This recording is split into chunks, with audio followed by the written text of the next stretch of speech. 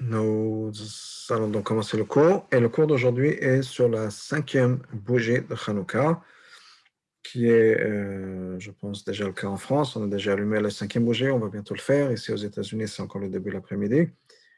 Donc, pas encore d'allumage, mais ce sera pour nous ce soir donc la 5e bougie, donc quelque chose d'approprié. Et nous allons rentrer dans le texte, dans l'idée de la 5e bougie. Le 5e jour de Hanouka, qui est un jour très particulier dans la progression, disons, de Hanouka, de l'allumage des bougies de Hanouka. Et j'aimerais d'abord commencer par le commencement, qui est quelle est la mitzvah de l'allumage des bougies de Hanouka. Et pour ça, nous allons montrer les textes. Donc, on va commencer avec la Gemara, puisque c'est le point de départ. On va commencer avec notre Gemara. Et je partage l'écran un instant. Un instant. Je ne vois pas ça. Je m'excuse. OK.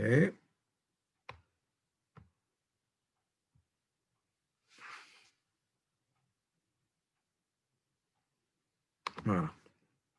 Donc, on va commencer par le commencement, qui est la Gemara dans Shabbat. La Suga de Hanouka, la partie de Hanouka dans laquelle on se trouve, dans la Gemara Shabbat. De manière accidentelle, il y a une allusion à Hanouka dans la Mishnah, bien que Hanouka s'est passé bien avant la Mishnah, à peu près 200 ans avant la Mishnah, mais avant la rédaction de la Mishnah, mais dans la Mishnah, il n'y a pas vraiment de loi de Hanouka, on ne parle pas de Hanouka, c'est juste comme ça en passage, il y a une mention de Hanouka, mais c'est dans la Gemara, dans le Talmud Bavli en particulier, qu'on parle de Hanouka. D'ailleurs, le père du Rabbi Levi Yitzhak, mentionne que la Gemara est très liée avec Hanouka. D'abord, de manière générale, la Torah Sheba'al Peh, la Torah orale, qui inclurait la Mishnah et la Gemara, sont liées avec Hanouka.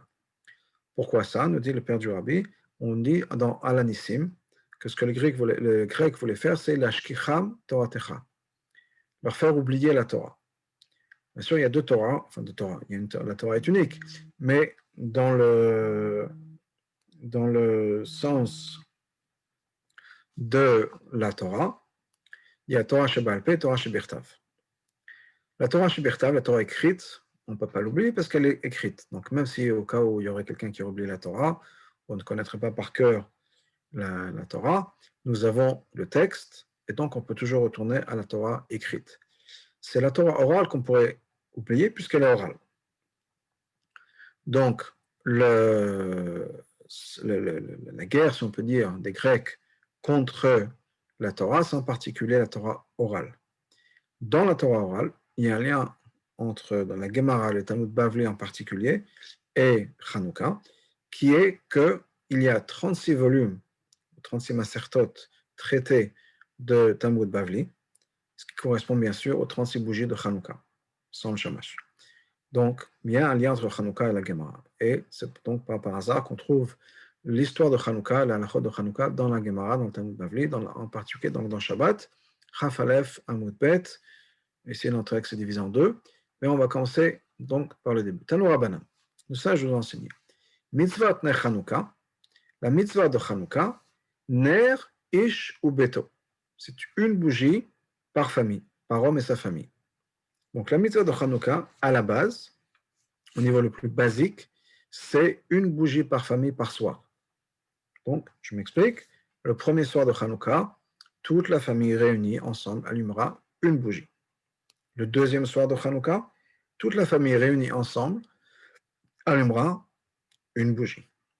Troisième soir de Hanouka, toute la famille allumera une bougie, etc. Le 8e jour de Hanouka, le 8e soir de Hanouka, une bougie pour toute la famille. Donc ça, c'est la mitzvah de Hanouka, Ner Ishu Beto, ce qui est la raison pour laquelle on trouve que les bougies de Hanouka ont toujours été allumées à travers toute l'histoire, quelle que soit la situation, etc. Parce qu'au bout du compte, pour faire la mitzvah, il faut avoir une seule bougie par famille.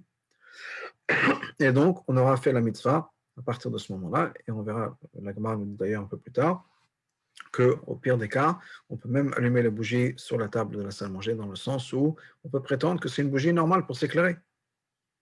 Pas besoin d'avoir une Hanoukia, d'avoir 8 bougies, d'avoir tout un tas de choses, même si c'est le mettre à la porte ou le mettre à la fenêtre. Mais au niveau le plus basique, une bougie allumée sur la table de la salle à manger, si on peut dire, ça suffit. Donc c'est vraiment simple de faire cette mitzvah-là, quelle que soit la situation.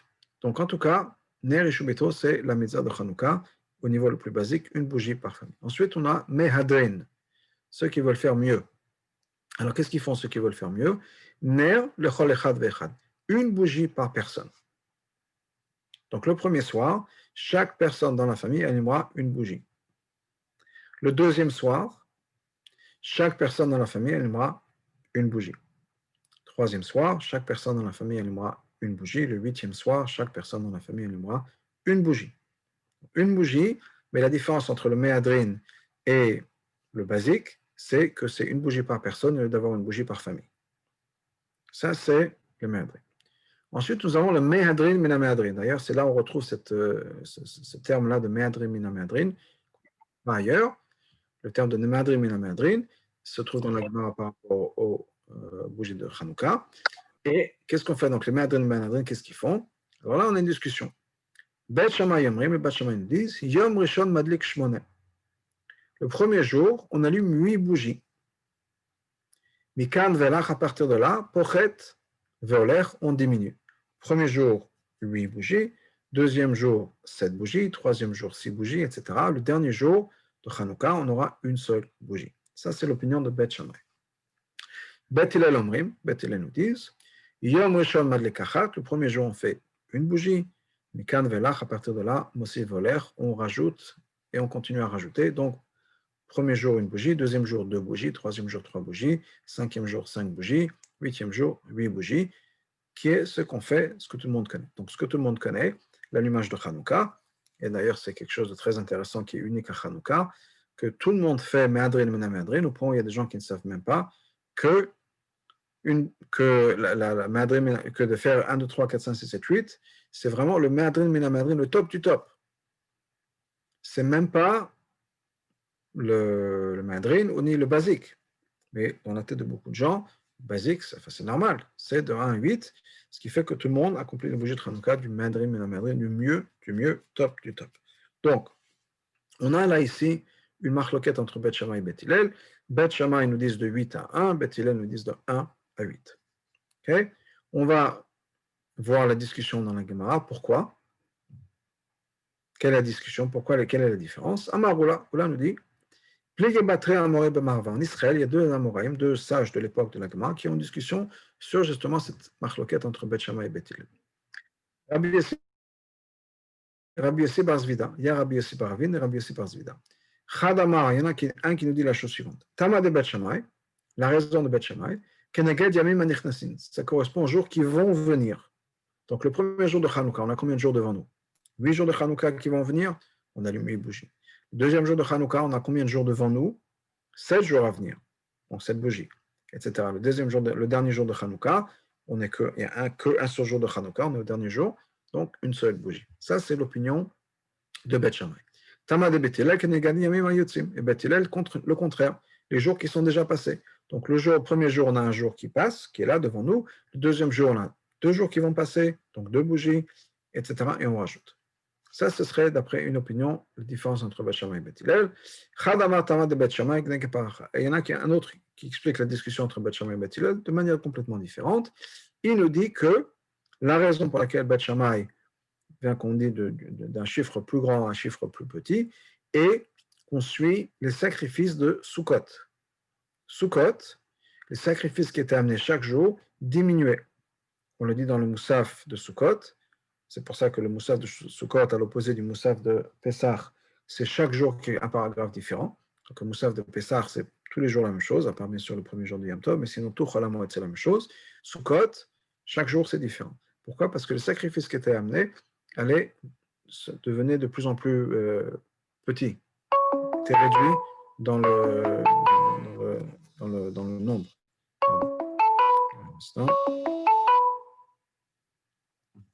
Donc, donc ça, c'est la raison de Beth Shammai.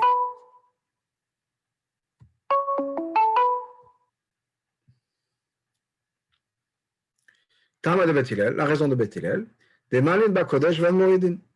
La raison de Beth Hillel, c'est qu'on monte dans la Kedusha et on ne peut pas descendre. Donc on est de 1, 2, 3, il faut monter dans la Kedusha, on ne peut pas descendre dans la Kedusha. Ça, c'est donc la Gemara qui nous explique la différence. De manière générale, c'est une différence qu'on va trouver entre Beth Shammai et Beth Hillel. Beth Shammai regarde toujours le potentiel, le futur, ce qui va arriver. Beth Hillel compte le concret, ce qui est là, ici, sur place, ce qui est fait.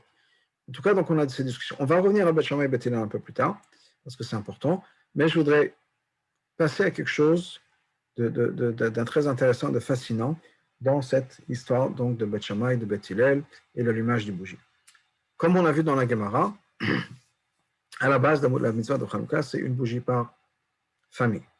Les méadrines sont une bougie par personne. Méadrine, mina méadrine, on est de 1 à 8, ou de 8 à 1 en fonction de Beth Shammai et Beth Hillel, mais il n'y a pas de mention dans la Gemara, est-ce que c'est par personne ou par famille? Comment est-ce qu'on regarde ça? Est-ce qu'on continue à rajouter, c'est-à-dire que le méadrine, mina méadrine monte, rajoute, c'est l'étape d'après sur le méadrine. Méadrine, c'est une par personne, et on rajoute une autre qualification qui est. Un instant.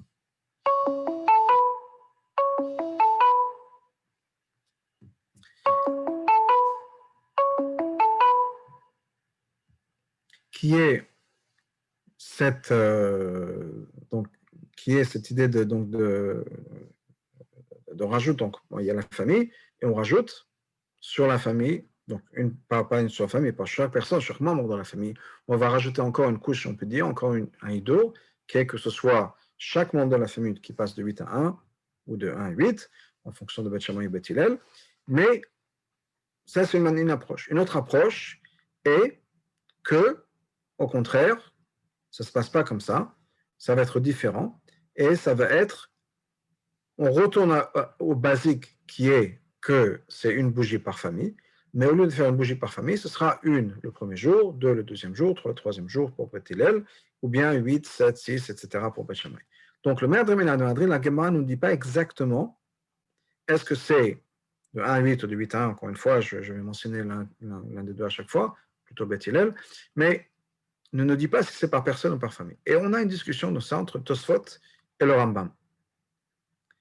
Tosfot, sur la Gemara là-bas Shabbat, nous dit la chose suivante. On va faire le Tosfot dans le texte, ensuite on va passer au Rambam. Méadrin mina méadrin. Néreleri, réponse, Mitzrak, de Beth Shammai et Beth Hillel, lo kamel aner ish ou beto. Que Beth Shammai et Beth Hillel parlent d'une bougie par famille. Donc, quand il s'agit de 1 à 8 ou de 8 à 1, c'est une menorah, une chanoukia par famille, pas par personne. Pourquoi? Chez Kanyesh Yoter Idur, parce que c'est plus meouda, c'est plus beau, comme ça. Pourquoi est-ce que c'est mieux? Des Kaikera, parce qu'on peut reconnaître quel jour de Hanouka on est. Que chez Mosé Voler, quand on monte ou bien quand on diminue en fonction de l'opinion. Je connais Yamim Anechnassim ou Ayotzim, est-ce qu'on va avec les jours à venir ou les jours qui sont déjà passés, quelle que soit l'opinion de Beth Shammai ou Beth Hillel, mais au moins, on voit clairement de quel jour il s'agit. Mais si on fait une bougie par personne, même si on va en rajouter, on ne peut pas savoir quel jour c'est. Les gens vont dire, ah, ok, c'est parce qu'il y a tel et tel nombre de personnes dans la maison. Donc, imaginons que, je ne sais pas, le 4e jour, le 8e jour de Hanouka, okay, on est dans le premier jour de Hanouka. Okay, le premier jour de Hanouka, il y a 5 personnes dans la maison. On va se retrouver avec 5 bougies allumées, d'après Beth Hillel. Est-ce que ça veut dire que c'est le 5e jour de Hanouka? Est-ce que ça veut dire que c'est 5 personnes dans la maison? On ne sait pas. Parce que ça va dépendre du nombre de personnes dans la maison. Donc, d'une maison, il y aura 5 bougies allumées. Dans la maison d'après, il y aura 2 bougies allumées parce qu'il n'y a que 2 personnes. Dans la maison d'après, il y en aura 8 parce qu'ils sont 8. On ne sait pas quel jour de Hanouka c'est. Donc, à quoi ça sert de monter ou de descendre? On ne peut pas voir quel jour de Hanouka c'est. Donc, Tosfot nous dit que quand le Méadrin et la Méadrin, c'est quoi? C'est une menorah, une Hanoukia par famille. C'est comme ça que c'est. Une Hanouka par famille, pas une Hanouka par famille. Ça, c'est Tosfot. Le Rambam, dans le Mishneh Torah, dans la Halachot de Hanouka, dit la chose suivante. Combien de bougies on allume Hanouka? La mitzvah à la base, c'est quoi? C'est que chaque maison, chaque famille, chaque maison, allume une bougie. Ben Shayu an Shabbat Mourubin, Ben Shaloi Boel Adam Echad, qui est une personne dans la famille ou qui est beaucoup de monde dans la famille, c'est une bougie par famille. Ça, on a vu, c'est la Gemara, c'est le basique. Hameader est ta mitzvah, quelqu'un qui veut faire la mitzvah encore mieux. Madlik Nerot Keminyan an Shabbat, allume des bougies en fonction du nombre de personnes qu'il y a dans la maison. Ner lechol echad ve'echad ben anashim ben nashim, une bougie par personne, homme ou femme, une seule bougie. Entre parenthèses, la coutume même parmi ceux qui allument une menorah par personne, c'est souvent, pas obligatoirement, mais souvent, que les femmes sont quittes soit avec leur père, soit avec leur mari. Mais en tout cas, le Rambam nous dit c'est une bougie, homme ou femme, chacun a l'obligation d'allumer les bougies de Hanouka. Et clairement, chacun a l'obligation d'allumer les bougies de Hanouka. Homme ou femme, il n'y a pas de différence. Juste que les femmes sont souvent quittes, soit avec leur mari si elles sont mariées, soit avec leur père si elles sont pas mariées ou qu'elles sont à la maison. Mais sinon, une fille qui est toute seule, qui habite seule, sans personne qui va allumer, ou bien entre filles, elles ont absolument l'obligation d'allumer les bougies de Hanouka de la même manière qu'un homme, il n'y a aucune différence. Donc, le Rambam continue. Quelqu'un qui veut faire encore mieux que Méadrin. Donc, Méadrin, qu'est-ce qu'il fait? La meilleure mitzvah, c'est c'est une bougie par personne le premier soir. Et on rajoute chaque nuit une bougie, ce qui fait que donc c'est par personne, nous dit le Rambam. Donc chaque personne va allumer une bougie. Le premier soir, chaque personne allume une bougie. Le deuxième soir, chaque personne on rajoute. Donc, maintenant, chaque personne allume deux bougies. Le troisième soir, chaque personne allume trois bougies. Donc on a cette marloquette, cette discussion entre Tosfot et le Rambam, où Tosfot nous dit que c'est, quoi qu'il arrive, une Hanoukia par famille, et le Rambam nous dit que c'est une Hanoukia par personne. Ce qui est intéressant, et c'est pour ça que je voulais le partager avec vous, c'est qu'on a quelque chose de très intéressant ici. Okay. Le tour est un commentaire, pas le tour, pardon, le Taz, le tour Ezav, est un commentaire sur le Shulchan Aruch. Un sage qui vivait en Pologne, à l'époque un peu avant le Baal Shem Tov, cinquantaine d'années avant le Baal Shem Tov, un peu plus, et il a créé un commentaire sur le Shulchan Aruch, et il nous dit la chose suivante. Je vais commencer du milieu, qui nous dit que donc d'après Tosfot, on va reprendre depuis le début. Piroshot à Tosfot. Tosfot nous explique que Meadrin mina Meadrin, c'est quoi? C'est Ner Ishubeto, c'est-à-dire Shikol Abayit Elam Ela Nerecha Belari Rishon. Toute la famille n'a qu'une seule bougie le premier soir. Mais là, et donc automatiquement, quand on voit dans la maison qu'il y a deux bougies, il y a Kishubeto Sfatanes, on voit que le miracle grandit. Puisque on a deux bougies maintenant. Hier, c'était une bougie, aujourd'hui deux, et on voit cette progression. Donc ça, c'est Tosfot, donc on voit clairement que ça change. Maintenant, si hier, on avait invité, et qu'on allumait hier à la maison, les gens qui passaient par la rue, qui voyaient dans la fenêtre, voyaient deux bougies, parce qu'il y avait, je ne sais pas, un monsieur et un invité, et que le deuxième soir, l'invité n'est pas là, qu'on voit encore une fois deux bougies. On ne sait plus ce que ça veut dire. Est-ce que c'est le deuxième soir? Est-ce qu'il y a un invité? On ne sait pas. Donc, clairement, c'est une seule bougie par famille, par maison, quoi qu'il arrive. Okay, on va passer un peu. Ça, c'est l'opinion de Tosfot. Et on continue. Avant la Rambam, je suis là, avant le Rambam nous dit, il dit que même d'après ceux qui allument une bougie donc par chaque personne, c'est deux bougies, donc le deuxième soir, et on monte comme ça. Et ça, c'est la ligne importante. Et ça, il y a quelque chose de nouveau ici. Le minag, dans le minag, les Sfaradim font comme Tosfot, et les Ashkenazim font comme le Rambam. Ce n'est pas quelque chose qu'on trouve nulle part d'autre. C'est-à-dire, nous dit le Taz, qu'il y a quelque chose d'extraordinaire ici. c'est que, je vais arrêter le partage d'écran, c'est que, qu'est-ce qu'on a ici? On a une coutume, généralement chez les Ashkenazim, on allume une Hanoukia par personne, ce qui est l'opinion du Rambam. Et comme le Rambam lui-même nous dit, c'est un séfarade, Moshe ben Maimon Sfaradi, et que les séfaradim, généralement, c'est une Hanoukia par famille. C'est ce qui est l'opinion de Tosfot, qui sont des Ashkenazim. Donc il y a quelque chose d'intéressant ici, qui est le fait que les Menagim se croisent, et bien sûr, ça montre l'unité du peuple juif. Il n'y a pas de Torah, une Torah qui est Ashkenaz, une Torah séfarade. De temps en temps, mais c'est pour montrer l'exemple, la Torah est partagée. Si le Chumash a été donné en Égypte, ça ne veut pas dire que les Polonais ou les Russes n'étudient pas le Chumash. La Gemara a été fait en Babylonie, en Irak, ça ne veut pas dire que les Tunisiens ou les Marocains ne peuvent pas étudier la Gemara. La Torah ne fait qu'un seul tout. Donc, ça, c'était un point de départ. Revenons maintenant à cette histoire de Beth Shammai et Beth Hillel. D'après Beth Hillel, qu'est-ce qui se passe? Clairement, ce qui se passe, c'est quoi? C'est qu'on est de une bougie à 8, Beth Shammai de 8 à 1. D'accord? Quelle est l'idée derrière? L'idée derrière, bien sûr, c'est comme on l'a vu tout à l'heure, l'idée de monter ou descendre. Et pourquoi est-ce qu'on monte ou est-ce qu'on descend? Hanouka est entre autres l'idée d'éclairer, d'illuminer l'obscurité. C'est très bien que la mitzvah de Hanouka, on allume les bougies, en particulier après le coucher du soleil, à l'opposé par exemple de la menorah dans le Beth Amikdash qui était allumée plutôt dans l'après-midi, donc on allume ça à partir du coucher du soleil, quand le soleil se couche, quand il commence à faire noir, à faire nuit, et on doit mettre la lumière de Hanouka vers l'extérieur, soit vers la porte, la fenêtre, mais c'est dirigé vers l'extérieur, puisque l'idée de Hanouka, le message de Hanouka, c'est d'illuminer l'obscurité, de changer le monde qui est autour de nous. Mais ça se fait de manière différente. Il y a deux possibilités de faire, qui sont deux manières de servir Dieu d'une manière générale, et on nous dit dans les Teilim, Surmera va setov. Une approche à notre relation avec Dieu, c'est de s'écarter du négatif, de s'écarter du mal. On veut s'écarter des choses qui sont négatives, tout ce qui est mal, on s'éloigne. C'est de manière générale tous les lotas, tous les interdits de la Torah.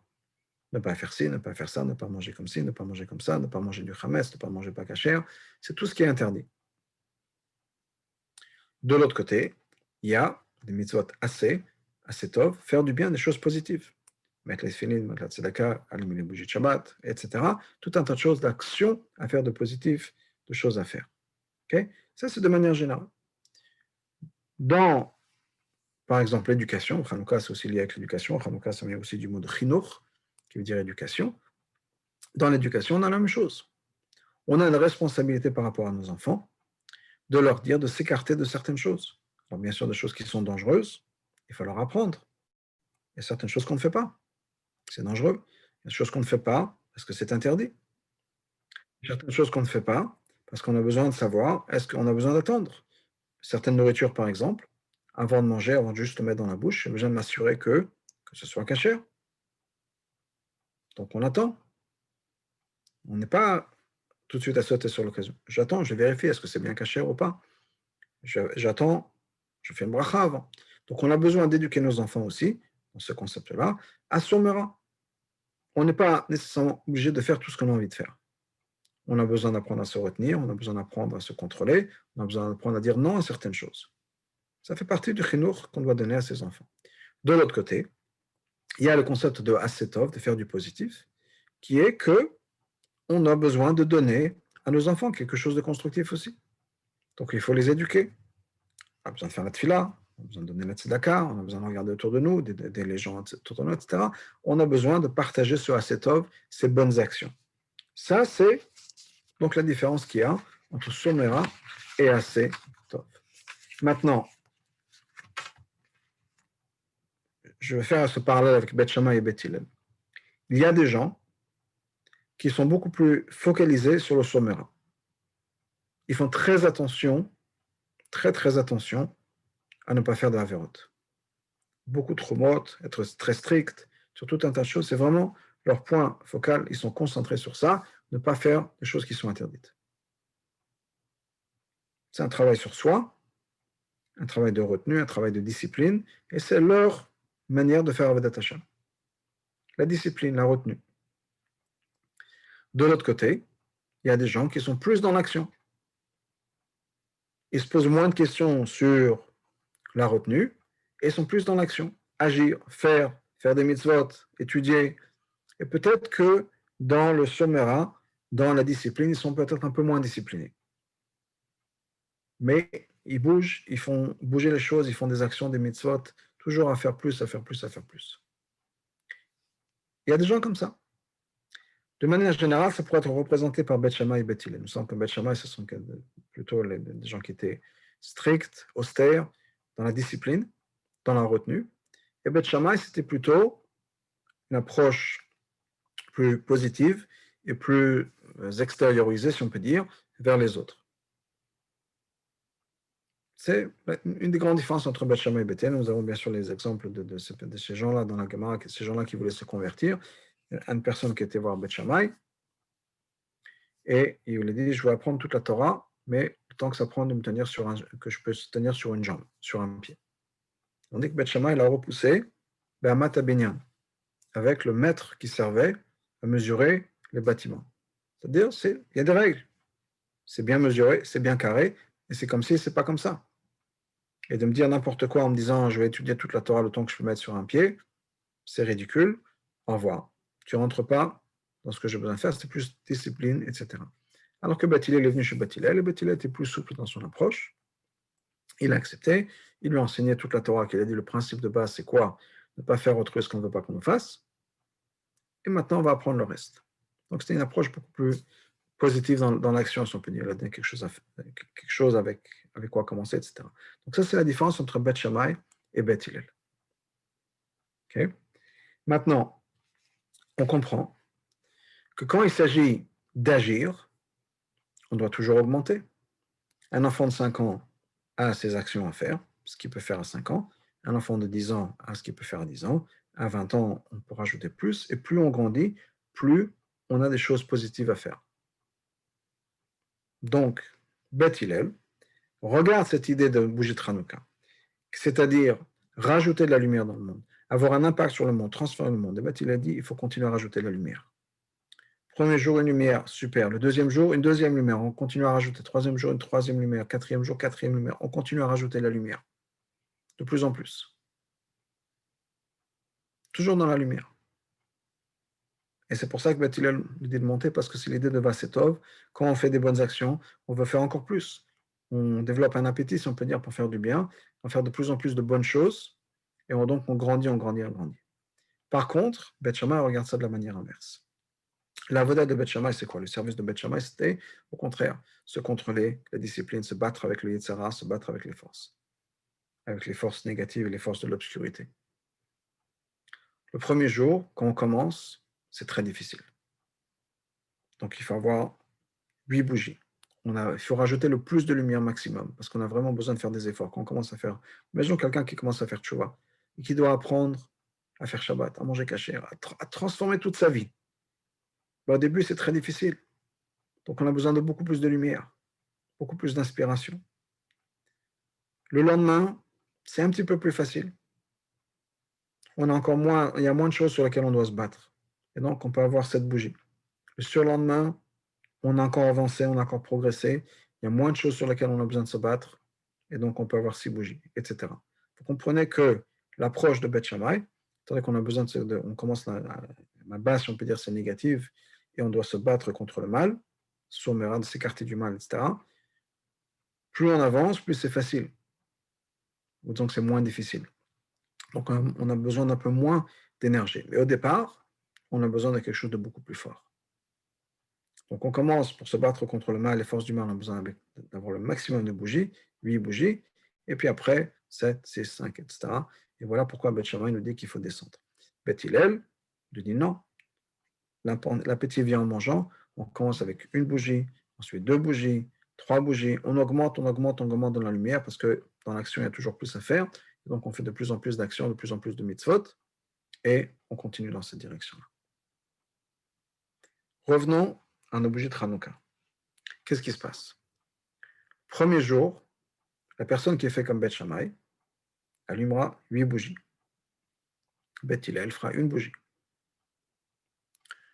Le deuxième jour, la personne qui est fait comme Beth Shammai sera 7, et d'après Beth Hillel, 2 bougies. Quatrième jour, 4 et 4. Beth Shammai est déjà descendu. Beth Hillel, on est au la quatrième bougie.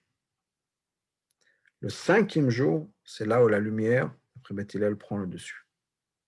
C'est-à-dire cette idée de Asetov, cette idée de faire dans le positif, d'augmenter dans le positif, prend le dessus par rapport à la vision de Beth Shammai des choses. C'est-à-dire qu'on a une énergie particulière aujourd'hui qui est de pouvoir avancer, continuer dans le positif. Si on avait quelque chose de négatif avant, et qu'on devait travailler sur le négatif, et que c'était ça l'énergie, si on peut dire, jusqu'à aujourd'hui, à partir d'aujourd'hui jusqu'à la fin de Hanouka, c'est le positif qui prend le dessus. J'aimerais mentionner aussi le fait que la halakha est de toute façon comme Beth Hillel. Ça veut dire quoi que la halakha est comme Beth Hillel? C'est-à-dire qu'il faut être focalisé, concentré sur le positif. C'est comme ça qu'on avance. Et c'est important de le mentionner, quand on reste focalisé, concentré sur le positif, le négatif disparaît automatiquement. Puisque les bougies de Hanouka, d'après Beth Shammai et Beth Hillel, éclairent l'obscurité. Il n'y a pas de différence à ce niveau-là. La question, c'est est-ce que je dois me battre avec l'obscurité et les forces du mal, ou bien je peux me rester concentré sur le positif. Beth Hillel dit on reste concentré sur le positif. Et petit à petit, un jour, 2 jours, 3 jours, etc., ça grandit, ça monte, ça grandit, ça grandit, ça monte, ça monte, ça monte, ça monte. Qu'est-ce qui se passe avec l'obscurité? Elle disparaît de plus en plus. Quand l'obscurité disparaît, il n'y a pas de trace d'obscurité. Quand il fait noir dans une pièce et qu'on allume la lumière, il n'y a pas de traces, des taches noires qui restent dans la pièce. L'obscurité part. Donc si l'obscurité part, c'est que la lumière prend le dessus, il n'y a pas de trace qui est restée. Donc ce que Beth Hillel nous dit dans la vie, c'est quoi? On a tous des angoisses, on a tous des antécédents, un passé, des erreurs qu'on a faites, que ce soit les erreurs de jeunesse ou d'autres erreurs, et avec lesquelles on peut penser qu'on a besoin de se battre. Et il y a deux manières de voir les choses. Une manière de voir les choses, c'est quoi? C'est qu'effectivement, je dois me battre avec mon passé. Je dois me battre avec mes problèmes. Je dois me battre avec mes angoisses. Et pour pouvoir avancer dans ma Avodat Hashem, je dois commencer avec ça. Commençons à travailler sur moi-même. Une fois que j'aurai dépassé mes angoisses, une fois que j'aurai dépassé mes côtés noirs, si on peut dire, les points noirs à l'intérieur de moi, l'obscurité à l'intérieur de moi, là, je pourrai avancer dans le positif. Quelle est l'approche de Beth Shammai? Beth Shammai nous dit, on commence et on a besoin d'avoir beaucoup de lumière parce qu'on a besoin de commencer à se battre contre le noir. Surmera, écartons-nous du mal. À nous de gérer le mal et de l'écarter. Donc c'est la première étape. Ce qui veut dire pour nous, encore une fois, le noir que j'ai à l'intérieur, il faut que je travaille avec. Et on se connaît, chacun connaît ses problèmes, chacun connaît sa vérote. Certains pensent que peut-être si le monde découvrait ce qui se passe à l'intérieur d'eux, personne ne leur parlerait. Ou d'autres choses, on a ce côté de notre personne. Ce côté de notre personne qui nous dit, je veux, ce côté noir, je veux dire, ce côté de la personne qui est noire, notre côté à nous, et lequel on voudrait se dire, je voudrais travailler dessus avant de pouvoir avancer. L'autre approche, l'approche de Beth Hillel qui nous dit, on avance dans la lumière. Et les choses tomberont en place comme il faut. On ne peut pas broyer du noir toute la journée, on ne peut pas rester concentré sur le noir, on avance dans la lumière, et ça va nous transformer. On va être transformé par le positif qu'on va faire. Ça ressemble un peu, c'est un peu différent. Il y a un mot du rabbi de Kotz, qu'un du rabbi de Kotz, qui disait qu'il se souhaite que ces chassidim soient tellement occupés qu'ils n'ont pas le temps de faire d'Averot. Ça ne veut pas dire qu'ils n'ont pas envie de faire d'Averot, mais qu'ils ne fassent pas d'Averot parce qu'ils sont tellement occupés à faire, à faire du positif, à faire des méthodes, etc., qu'ils n'auront pas le temps. Donc il n'y a pas nécessairement une transformation. C'est qu'on est tellement dans le positif que l'Averot, il n'y en a pas. Je ne parle pas de ça, c'est pour ça que je dis que ça ressemble un peu, mais ce n'est pas exactement la même chose, parce que là, je ne parle pas de ne pas avoir le temps de faire d'Averot. Je parle des choses noires qu'on a à l'intérieur de nous-mêmes, qu'on fasse d'Averot ou qu'on ne fasse pas d'Averot. On a nos problèmes, nos angoisses, nos choses qui nous retiennent, des choses qui nous disent, ah, on est tellement bas, pour qui on se prend, on n'y arrivera pas, etc. On a besoin de dépasser tout ça et on a besoin de se dire, c'est pas grave, je suis ce que je suis, je peux rien faire sur ça, je peux faire tchouva, mais ce que je veux dire, je peux rien faire sur ça, dans le sens où les choses qui sont passées, la personne que je suis, c'est comme ça qu'Hachem m'a créé, et j'avance. Et au fur et à mesure qu'on avance, les problèmes vont se résoudre et disparaître d'une certaine manière, comme je parle de l'obscurité qui disparaît quand on allume la lumière, les problèmes vont disparaître. Comme vous le savez, la halakha est comme Beth Hillel. La halakha est pas de 8 à 1 dans le sens où je dois absolument commencer avec Somera, il faut se battre contre les forces du mal et au fur et à mesure ça va aller mieux. La halakha est comme Beth Hillel. On commence dans le positif. Un jour une bougie, 2 bougies, 3 bougies, on rajoute dans le positif, on rajoute dans le positif. Plus on rajoute dans le positif, plus l'obscurité disparaît. Voilà le message de la halakha. Voilà le message du fait que la halakha, c'est donc comme je disais, que on allume les bougies comme Beth Hillel nous dit de le faire. Donc voilà le message pour nous dans notre Avodat Hashem. On dit d'ailleurs dans la prière d'Arvit, Vehaser Satan milfanenu machareinu. Enlève le Satan de devant nous et de derrière nous. Devant nous, c'est le Satan qui voudrait nous faire des fautes. C'est quoi le Satan de derrière? Le Satan de derrière, c'est notre passé, qui des fois nous retient. Mais je sais ce que je suis, pour qui je me prends. Pourquoi est-ce que je vais faire un cours à quelqu'un? Pourquoi est-ce que je vais leur dire à quelqu'un de faire une mitzvah, de faire ci et ça, alors que moi-même, je sais très bien ce que je suis, que je ne suis pas au niveau de leur dire, de leur faire des reproches à qui que ce soit. Peut-être que c'est vrai, peut-être que c'est pas vrai. Des fois, on se trompe. Des fois, on a l'impression qu'on est un peu pire que ce qu'on est. Mais c'est pas grave, même si c'est vrai. C'est pas grave, on doit avancer dans la lumière. Et Bezrat Hashem, les choses vont se mettre en place. Et c'est un point important à retenir parce qu'on est souvent retenu par notre passé et on a du mal à avancer. Donc la halakha nous dit, la Torah nous dit, la halakha comme Beth Hillel, il faut progresser dans le positif. C'est ça qu'il faut faire. Quand on arrive au jour d'aujourd'hui, où les bougies d'après Beth Hillel surpassent les bougies d'après l'opinion de Beth Shammai. C'est-à-dire qu'à partir de ce soir, on a 8 bougies d'après Beth Hillel, 4 pour Beth Shammai. Pardon, pas 8 bougies, 5 bougies d'après Beth Hillel et 4 pour Beth Shammai. À partir d'aujourd'hui, ça veut dire quoi? C'est-à-dire qu'on a cette force, cette énergie positive qui dépasse l'énergie qu'on pourrait investir dans le négatif. C'est-à-dire que clairement, le message à partir d'aujourd'hui jusqu'à la fin de Hanouka, c'est il faut continuer à rajouter encore plus de lumière, faire encore plus de positif qu'avant. Et Bezrat Hashem, les choses négatives vont se mettre en place. On n'a pas besoin de s'inquiéter sur ça, on n'a pas besoin de se poser de questions, on a besoin de rester concentré sur le positif, rajouter dans le positif, et avec l'aide de Dieu, les choses vont se mettre en place. Sans comment dire, se concentrer sur les choses qui ne sont pas bien. Et comme je l'ai dit tout à l'heure, l'obscurité disparaît automatiquement. On allume la lumière, l'obscurité disparaît. On n'a pas besoin de se battre contre l'obscurité disparaît. Et ça, c'est important aussi dans un autre aspect. C'est que des fois, quand on a un problème particulier dans notre Avodat Hashem, il y a un particulier qu'on n'arrive pas à briser. Des fois, de faire une autre mitzvah qui n'a rien à voir, mais de rajouter dans une autre mitzvah va nous aider avec ça aussi. Pourquoi? Parce que ça change mon contexte. C'est comme prendre des vitamines, si on peut dire. Ah, je prends des vitamines, pourquoi est-ce que ça va être un problème particulier? Parce qu'on est un tout. Et qu'on donne un boost à notre neshama, ça va aider à faire en sorte qu'on puisse avoir moins de difficultés avec un autre problème. Même si ce n'est pas directement lié. On donne un peu plus de tzedaka, on fait on lit un télim en plus, on écoute un shiur de Torah de plus, etc. Et ça va m'aider à changer un autre problème qui n'a rien à voir.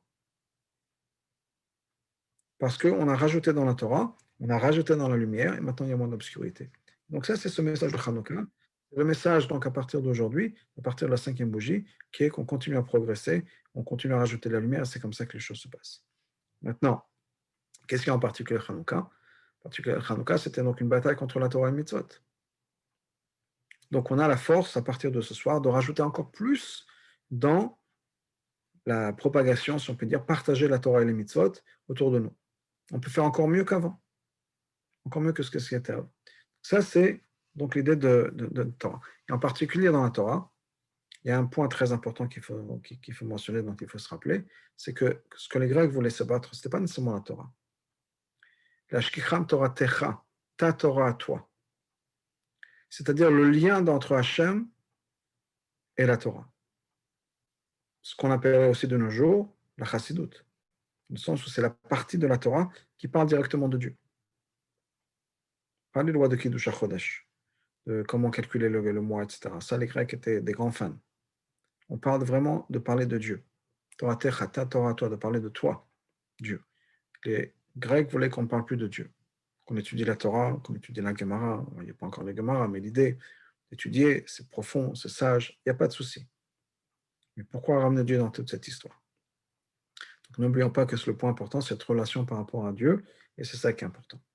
Et donc, étudier encore plus de Chassidut, faire encore plus de mitzvot, et ça, c'est vraiment la leçon, le boost qu'on a à partir d'aujourd'hui. Il y a un minhag chez tous les élèves du Baal Shem Tov, donc tout le mouvement chassidique, que la cinquième bougie, on fait une espèce de Farbrengen, on fait une souda particulière, etc. C'est le Yom Yom d'aujourd'hui, que chez le Tzemach Tzedek, il y avait chaque année une Latkes Ovent, une soirée de Latkes, et il y avait certaines histoires qui étaient racontées chaque année, etc. Ça, chez Chassidei Chabad. Mais, de manière générale, chez tous les chassidim, il y a quelque chose de particulier pour la cinquième bougie. Et l'explication qui est donnée, que le Rabbi donne pourquoi c'est la cinquième bougie en particulier, parce que c'est le seul jour de Hanouka qui ne peut jamais être un Shabbat. Tous les autres jours de Hanouka peuvent être un Shabbat aussi. Le seul jour de Hanouka qui ne peut pas être un Shabbat, c'est la cinquième bougie. Donc c'est un jour qui a d'une certaine manière un manque de Kedusha. Parce qu'un jour, Shabbat, c'est un jour saint.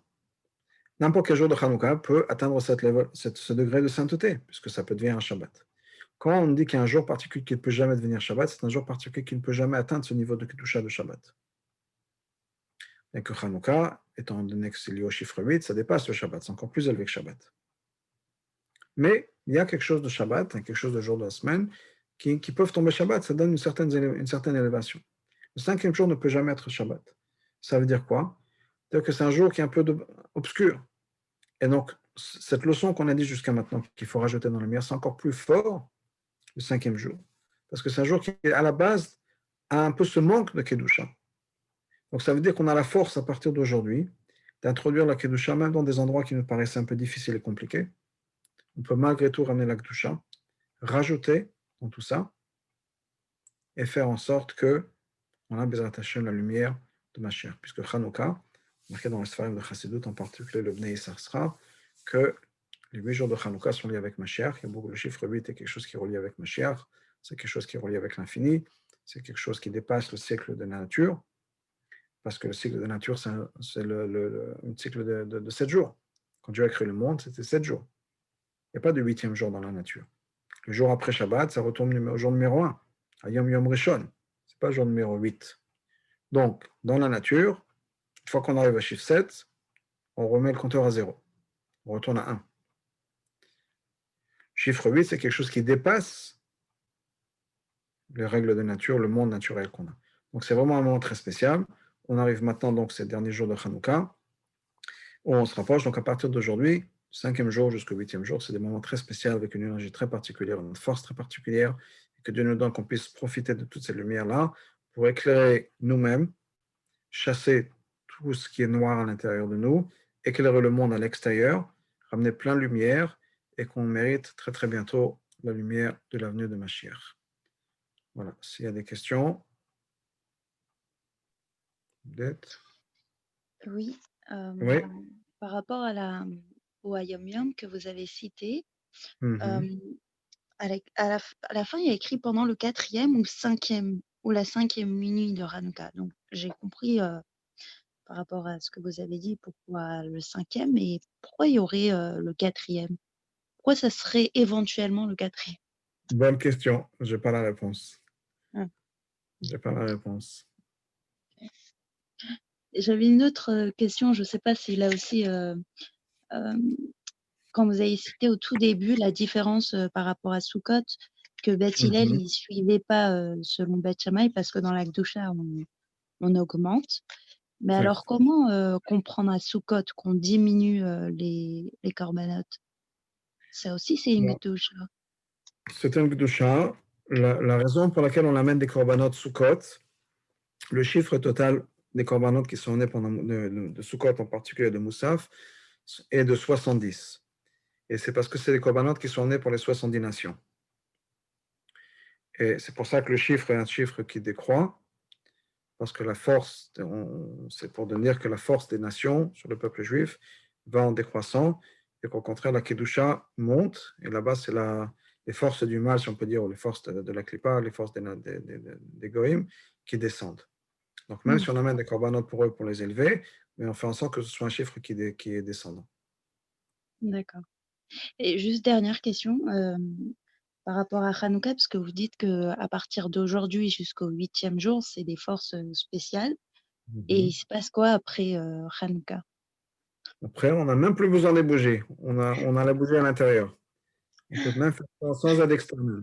On n'a plus besoin d'avoir de l'aide de l'extérieur. On a ça à l'intérieur de nous. Ah, merci. OK. Au revoir, joyeux Hanouka à tout le monde.